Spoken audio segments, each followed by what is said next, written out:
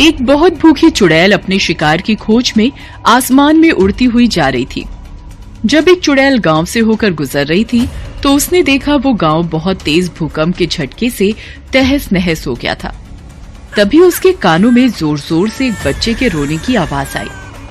तभी चुड़ैल आवाज सुनकर आसमान से धरती पर आई और एक टूटे हुए घर के अंदर झांका तो उसने देखा कि एक नन्ही सी बच्ची जमीन पर लेटी हुई थी और रो रही थी। उसके माता पिता के घर के अंदर की ही दीवार से दबकर मौत हो गई थी। चुड़ैल ने देखा कि उस घर में उस बच्ची के अलावा कोई भी नहीं था। चुड़ैल ने तुरंत उस बच्ची को गोद में उठा लिया और लेकर अपने घर की ओर चल दी। आसमान से घर जाते समय वो उस बच्ची को देखकर बोली, आज बहुत अच्छा शिकार हाथ लगा है। आज तो मैं इस बच्ची को खाकर ही अपनी भूख मिटाऊंगी। वाह, आज तो मजा आ गया। आज तो कितना स्वादिष्ट मांस खाने को मिला है। तभी चुड़ैल खुशी खुशी उस छोटी सी बच्ची को लेकर अपनी गुफा में आ गई और फिर उस बच्ची को उसने एक स्थान पर रख दिया। बच्ची को जैसे ही जमीन पर चुड़ैल ने रखा, उसने तुरंत जोर जोर से रोना शुरू कर दिया। चुड़ैल ने ये देखकर उसे अपनी गोदी में ले लिया। चुड़ैल ने देखा कि बच्ची गोदी में आते ही फिर से चुप हो गई है। चुड़ैल बच्ची के रोने की आवाज से बहुत परेशान होकर उसने तय किया कि बच्ची को गोद में लेकर ही वो सारे काम करेगी।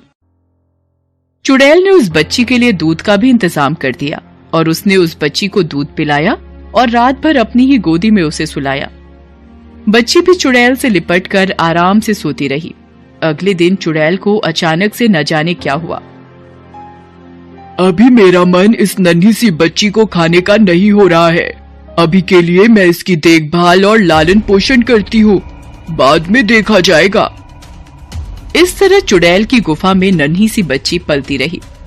चुड़ैल को भी न जाने क्या होता जा रहा था। धीरे धीरे उस बच्ची को देखे बिना वो नहीं रह पाती थी। बच्ची की देखभाल में उसने दिन रात एक कर दिया था। उस चुड़ैल ने उसका नाम नेहा रखा था। इसी तरह चुड़ैल उसे बहुत प्यार करती और उसकी देखभाल में किसी प्रकार की कोई कमी नहीं करती और नेहा चुड़ैल को ही अपनी माँ समझती थी। इसी प्रकार कुछ साल बीत गए। अब नेहा बड़ी हो गई थी।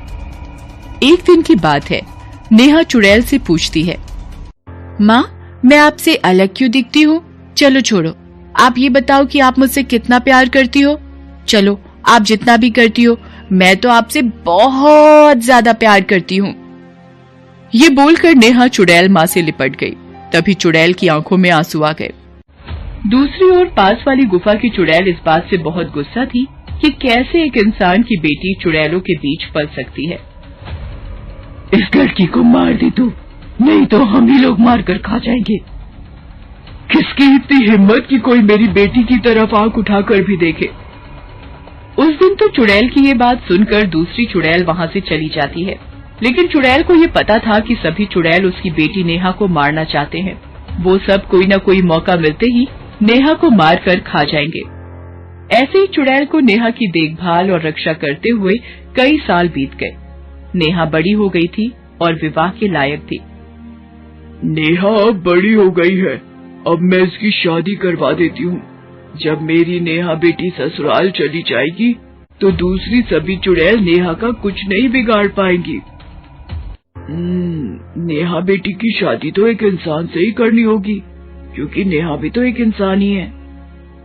तभी चुड़ैल एक इंसानी रूप में आ जाती है और अपनी बेटी नेहा के लिए वर की खोज में लग जाती है। कुछ समय बाद चुड़ैल को जैसे वर की तलाश थी, उसे वैसा ही वर मिल जाता है। उसने अपनी बेटी के साथ उसकी शादी करा दी और विदाई के वक्त चुड़ैल ने अपनी बेटी से कहा, देख बेटी, तुझे मैं एक जादुई अंगूठी देती हूँ। तू इस अंगूठी को हमेशा अपने साथ ही रखना। यहाँ की दूसरी चुड़ैल तुम लोगों पर हमला नहीं कर पाएंगी। बस तुम अपना हाथ आगे कर देना, बाकी का काम ये अंगूठी खुद ही कर देगी।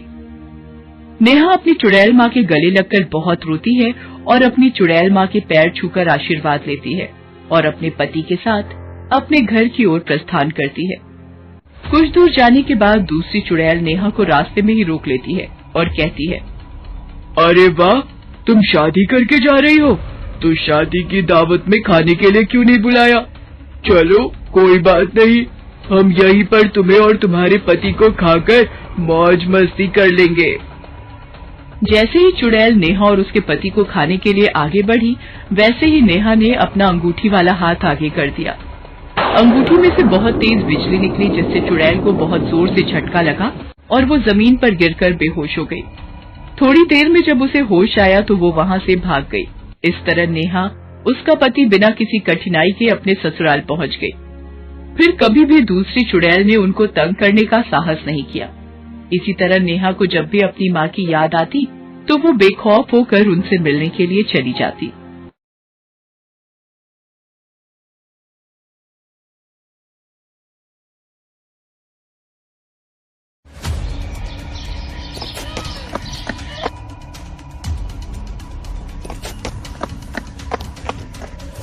मुझे छोड़ दो मुझे। तुम्हें छोड़ दूं? तुम्हारे जैसे राक्षस को छोड़कर मैं पाप करूंगी पाप। कौन है ये बड़ी सी चींटी? ये किसे मारने की बात कर रही है? आइए आपको बताते हैं। ये कहानी है सुप्रिया की। सुप्रिया पर उसकी माता वीणा और पिता धर्मपाल को बहुत गर्व था। सुप्रिया अपने शहर करनाल की बेस्ट बैडमिंटन प्लेयर थी और अब उसका सिलेक्शन नेशनल टीम में हो गया था। उसे हैदराबाद ट्रेनिंग के लिए जाना था। सुप्रिया के माता पिता को अब भी याद है जब उनकी पहली संतान के रूप में लड़की का जन्म हुआ था, तो उनके रिश्तेदार उन्हें बधाई देने के बजाय उन्हें ढांढस बंधा रहे थे। अरे कोई ना धर्मपाल, अगली बार बेटा हो जाएगा। हम तो बेटे की आस लगाए बैठे थे, लेकिन हो गई बेटी। अब क्या करें, जो भाग्य का लिखा है उसे कौन मिटा सकता है। मैं आप लोगों की बात समझ नहीं रहा। अरे किसे चाहिए बेटा? मैं और वीणा तो बहुत खुश हैं। और ऑप्शन भी क्या है तुम्हारे पास? चाचा जी, हमें कोई और ऑप्शन चाहिए भी नहीं। हमें अपनी बिटिया बहुत प्यारी है। धर्मपाल और वीणा बात को आगे नहीं बढ़ाना चाहते थे, क्योंकि वो जानते थे कि चाचा और चाची को समझाने का कोई फायदा नहीं। बहरहाल अपने माता पिता की दुलारी सुप्रिया का पालन पोषण बहुत अच्छे से होने लगा। अच्छे स्कूल में उसका एडमिशन भी हुआ। वो पढ़ने लिखने में बहुत तेज थी, तो उसके टीचर्स भी उसे बहुत प्यार करते थे। एक बार उसके स्कूल में बैडमिंटन टीम के प्लेयर्स का सिलेक्शन हो रहा था। उसने अपना नाम भी लिखा दिया। 2 दिन बाद प्लेयर्स का टेस्ट था। मुझे तो बहुत डर लग रहा है पापा जी। ओए, इसमें डरने की क्या बात? मेरा दिल कहता है तेरा सिलेक्शन जरूर होगा। वो ये बातें कर ही रहे थे कि धर्मपाल के चाचा चाची वहां आ गए। ओए धर्मपाल, कौन सा सिलेक्शन की बात हो रही है? बाप बेटी में? वो चाचा जी, इसके स्कूल में बैडमिंटन प्लेयर्स का सिलेक्शन हो रहा है। लो जी, अब यही बचा रह गया है। बेटी को बैडमिंटन खिलाओ, फुटबॉल खिलाओ, हैं? क्यों इन सब बातों में फालतू में टाइम वेस्ट करते हो तुम लोग, हैं? तुम्हारे चाचा जी बिल्कुल सही कहते हैं। अरे अभी से इसे घर के काम सिखाओ, क्योंकि फ्यूचर में यही इसके काम आएगा। कल को ससुराल वालों को क्या बताओगे? वो जी मेरी बेटी को रोटी बनानी तो नहीं आती, हाँ वो बैडमिंटन के शॉट बहुत अच्छे लगाती है। धर्मपाल को बहुत बुरा लगता है, लेकिन वो बड़ों का अपमान नहीं करना चाहता था, इसलिए चुप रहा। दूसरी ओर स्कूल में बैडमिंटन का टेस्ट शुरू हुआ। बहुत सारे बच्चे टेस्ट दे रहे हैं। सभी को एक एक गेम खेलने के लिए दिया जाता है। सुप्रिया की बारी आती है। सुप्रिया अच्छे अच्छे शॉट्स लगा रही है। शाबाश शाबाश शाबाश सुप्रिया, जबरदस्त। Supriya, you are a star.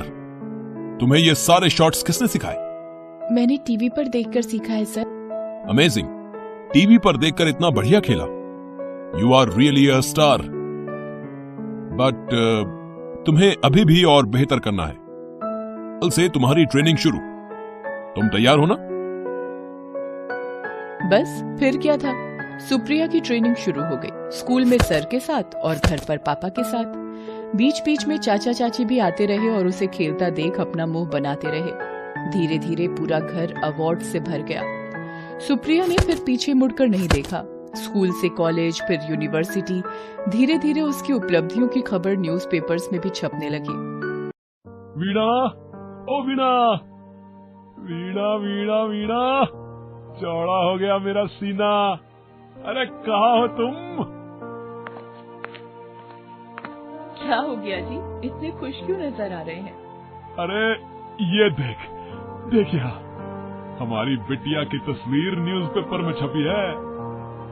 सच? अरे दिखाओ दिखाओ, मुझे भी दिखाओ। उन दोनों की आंखें खुशी से भर जाती हैं। धर्मपाल इतने खुश थे कि उन्होंने अपनी बेटी को एक सरप्राइज देने का सोचा। अरे पापा, ये पट्टी क्यों बांध दी आंखों पर? क्या मैं थोड़ा सा देख लूं? ये सरप्राइज है बेटा, इसलिए नो चीटिंग, थोड़ा सा वेट। अच्छा बाबा। सुप्रिया के माता पिता उसे घर के बरामदे में ले आते हैं, जहाँ लाल रंग के कपड़े से ढकी एक चीज है। अब तो पट्टी खोलने दो। सुप्रिया के पापा खुद उसकी पट्टी खोलते हैं। सुप्रिया के सामने लाल रंग के कपड़े से बंधी चीज है। सुप्रिया वो कपड़ा हटाती है तो उसके चेहरे पर बड़ी सी मुस्कान आ जाती है। वाह, स्कूटी! थैंक यू पापा। लेकिन इसके लिए पैसे कहाँ से आए? तुम्हें ट्रेनिंग स्टेडियम जाने में दिक्कत होती थी ना, इसीलिए ले आया। लेकिन इसके लिए पैसे कहाँ से आए? तुम उसकी फिक्र मत करो, तुम बस अपने खेल पर कंसंट्रेट करो। हाँ। सुप्रिया का लक्ष्य अर्जुन की तरह ही था। जिस तरह अर्जुन को निशाना लगाते वक्त सिर्फ मछली की आंख दिखाई देती थी, उसी तरह सुप्रिया का लक्ष्य था नेशनल टीम में सिलेक्शन। वो इसके लिए खूब मेहनत भी कर रही थी। सुप्रिया को पता नहीं था कि उसके घर से आने जाने के क्रम में 2-3 लड़के हर दिन उसका पीछा करते थे। ये तो उसे तब पता लगा जब एक दिन उन लड़कों ने उसका रास्ता रोक लिया। ओ जी मैडम जी, बड़ी जल्दी में हो आप? जरा हमारे दोस्त पर भी तो कभी ध्यान दे दो। ये क्या बदतमीजी है? कौन हो तुम लोग? ये सही सवाल किया मैडम जी आपने। हम लोग कौन हैं? हम हैं आपके देवर। मेरा नाम है दिलीप और ये आपका दूसरा देवर पंकज। तुम लोग का दिमाग तो ठिकाने पर है? ये क्या बकवास किए जा रहे हो? तभी एक लंबा सा लड़का सुप्रिया के पास आता है। ओ जी मैडम जी, आप इतना गुस्सा मत होया करो। ये बालक सब मेरे दोस्त हैं और मैं हूँ सुनील, आपका आशिक और होने वाला पति। देखो सुनील, ना तो मैं तुम में और ना तुम्हारे चमचों में इंटरेस्टेड हूँ, इसलिए मुफ्त की सलाह दे रही हूँ। मेरा पीछा छोड़ दो, नहीं तो बहुत बुरा होगा। ओ जी, प्यार किया तो डरना क्या? अब बुरा हो या बड़ा, अपने को सब पसंद है।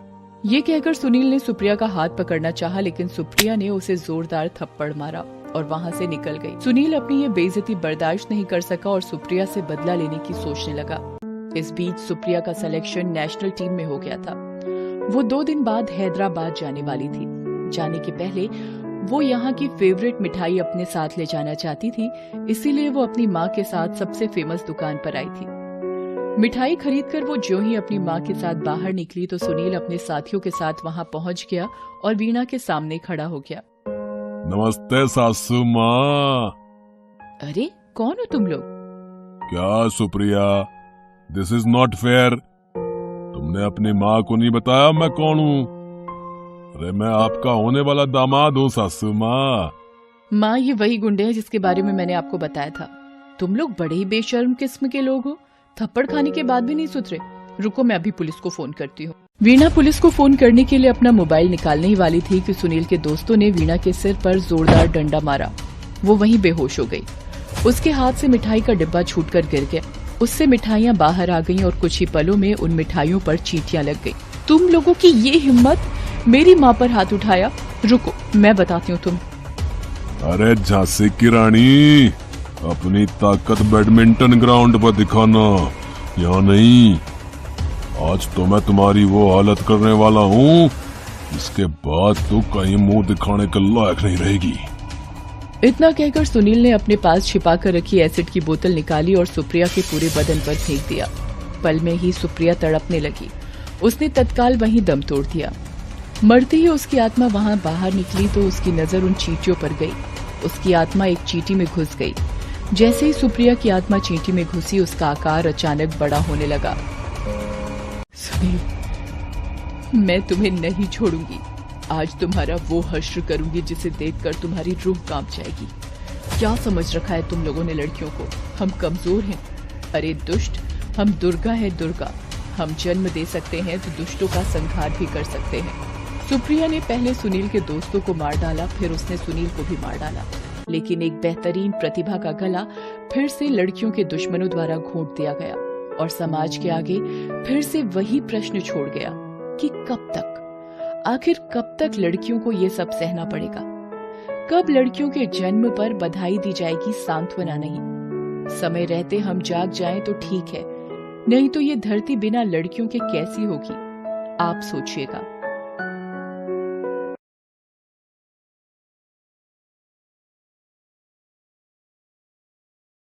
एक बार की बात है, नागपुर नामक गांव में एक व्यक्ति सरजू को पास वाले गांव की लड़की गीता से प्यार हो जाता है। सरजू अपने पिताजी को अपनी शादी के लिए मना रहा होता है। अरे पिताजी, मैंने अपनी शादी के लिए एक लड़की पसंद करी है। इसका नाम है गीता। आप बस जल्दी से उससे हमारी शादी कराने की तैयारी कीजिए।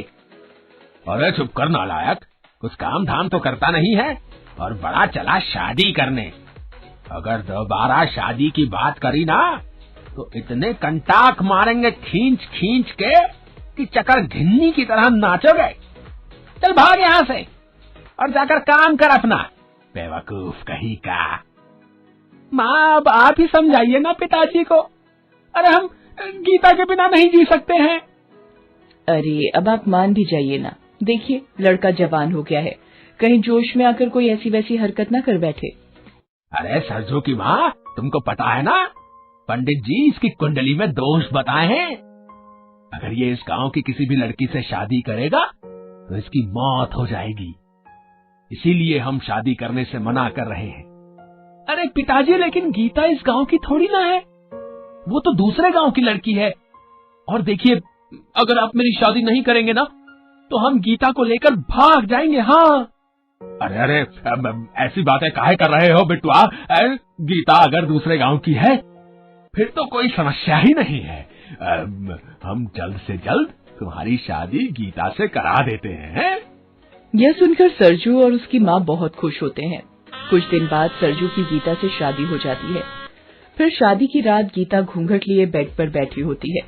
सरजू जैसे ही कमरे में आता है उसे गंदी बदबू आने लगती है। अरे छी छी छी, कितनी बदबू आ रही है। लेकिन ये गंदी बदबू आ कहाँ से रही है? अच्छा, अब हम समझ गए। ये हरकत जरूर हमारे दोस्त सोनू की है। वही थोड़ी देर पहले कमरा सजाने आया था और बदबू फैलाकर यहाँ से निकल गया। जरूर उसने मूली के पराठे ज्यादा खा लिए होंगे, तभी इतनी गंदी बदबू आ रही है। अरे, इससे पहले गीता को भी बदबू आए, हम जल्दी से कमरे में थोड़ा सेंट छिड़क देते हैं। हाँ। सरजू कमरे में सेंट छिड़क देता है। उसके बाद वो गीता के पास जाता है और बोलता है, अरे गीता, ओ गीता, इस दिन का हमें कब से इंतजार था। गीता सरजू की बातों का कोई जवाब नहीं देती। ये देख सरजू को बहुत हैरानी होती है। अरे गीता, कुछ बोलो ना, कुछ बोल क्यों नहीं रही हो? शायद हम जोश में आकर कुछ ज्यादा ही बोल दिए हैं। चलो हम थोड़ा प्यार से बोलते हैं? अरे जरा अपना ये घूंघट तो हटाकर हमारे पास आ जाओ ना। अरे चुप कर साले, कब से बोले ही जा रहा है। चल भाग यहाँ से, मुझे बहुत नींद आ रही है, मैं सोने जा रही हूँ। यहाँ से भागता है कि तभी गीता सरजू को एक जोर से लात मारती है और सरजू बेड से नीचे गिर जाता है। आई रे, मैं तो मर गया। ये गीता तो बहुत जोर की लात मारती है। लगता है मेरी कमर तो गई काम से। पता नहीं गीता को क्या हो गया है। कहीं गीता एक और लात ना जमा दे हमारी कमर पे। यह बोलकर सरजू नीचे ही सो जाता है। फिर जब सरजू गहरी नींद में होता है तब गीता अपने बेड से उठकर बाहर छत पर चली जाती है और घूंघट लिए हुए ही नाचने लगती है। उसी वक्त सरजू का पड़ोसी सोहन सोने के लिए अपनी छत पर आता है। तभी उसकी नजर सरजू की छत पर जाती है। अरे भैया, ये हम क्या देख रहे हैं? सरजू की छत पे कौन है जो इतनी रात को नाच रहा है? हमको तो ये गीता भाभी जैसी लग रही है। देखिए तो क्या ठुमका लगा लगा कर नाच रही है, एकदम जलेबी बाई जैसी। लेकिन सरजू तो कहीं नजर नहीं आ रहा है और आसपास भी कोई नहीं है। अरे ये क्या, ये तो हमको ही बुला रही है।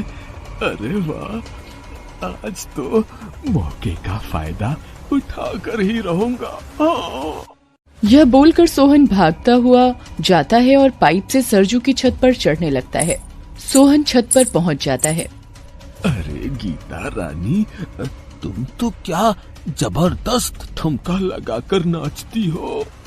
हम समझ गए थे कि तुमने हमको क्यों यहाँ पर बुलाया है। अब तुम जल्दी से ये घूंघट हटाकर हमारे पास तो आ जाओ गीता रानी। गीता जैसे ही अपना घूंघट हटाती है, सोहन उसे देखकर हक्का बक्का रह जाता है और डर के मारे कांपने लगता है। अरे रे रे, मर गया, मैं तो मर गया। ये तो चुड़ैल निकली। अरे भागो रे यहाँ से। सोहन भागने लगता है, तभी चुड़ैल उसे मार देती है और गीता के रूप में वापस आ जाती है और अपने कमरे में जाकर सो जाती है। फिर ऐसे ही गीता रात होते ही अपनी छत पर नाच नाच के किसी न किसी गांव वाले को आकर्षित कर लेती और उसको मार देती थी। एक रात गीता छत पर नाच रही होती है, तभी घर की बिजली चली जाती है और सरजू की माँ की नींद खुल जाती है। अरे ये कमबख्त बिजली को भी अभी जाना था। बहुत गर्मी है। ऐसा करती हूँ, छत पर जाकर सो जाती हूँ।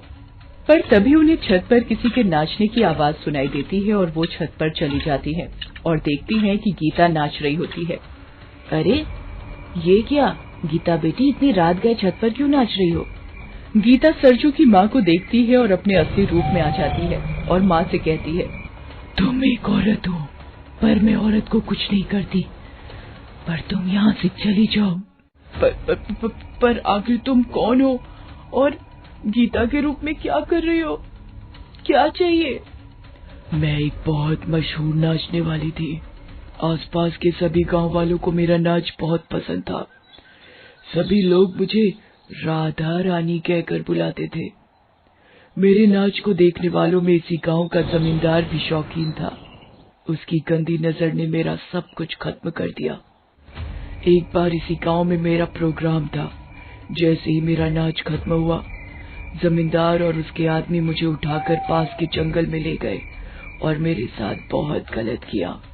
मैंने जब उनको धमकाया कि सब कुछ पुलिस को बता दूंगी, तो उन्होंने मुझे मारकर उसी जंगल में एक गड्ढा खोदकर उसमें दफना दिया।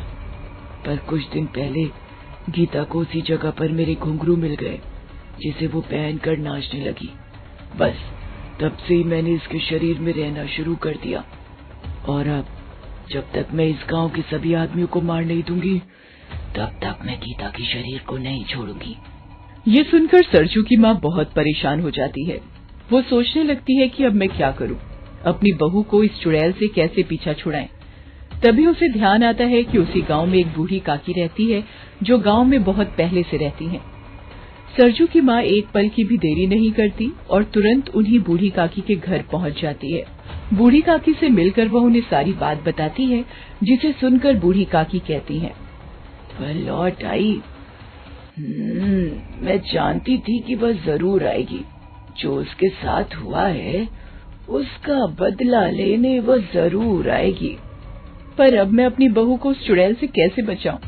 बूढ़ी काकी आंख बंद करके कुछ मंत्र पढ़ती हैं और कहती हैं, उस चुड़ैल की आत्मा घुंघरू से जुड़ी है।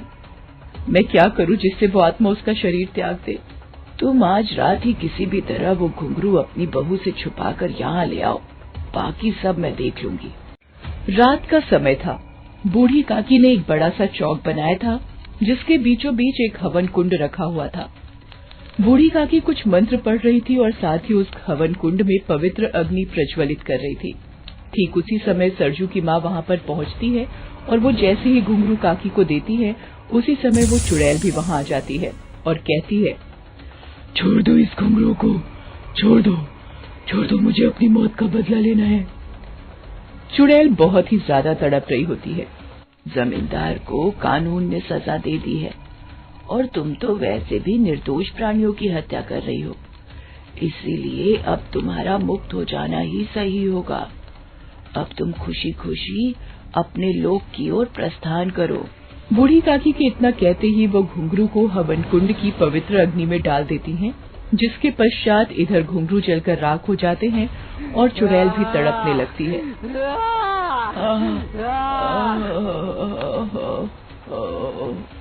दूसरी ओर गीता बेहोश हो जाती है। थोड़ी देर बाद जब वो घुंघरू जलकर राख हो जाते हैं तो चुड़ैल की आत्मा को भी मुक्ति मिल जाती है। थोड़ी देर बाद गीता को होश आता है। माँ, यहाँ कैसे और ये कौन है? कुछ नहीं बेटा, बस इन्हीं बूढ़ी काकी की वजह से तुम पर से बहुत बड़ा संकट खत्म हो गया। इसके बाद गीता का परिवार और गीता खुशी खुशी अपना जीवन व्यतीत करने लगे।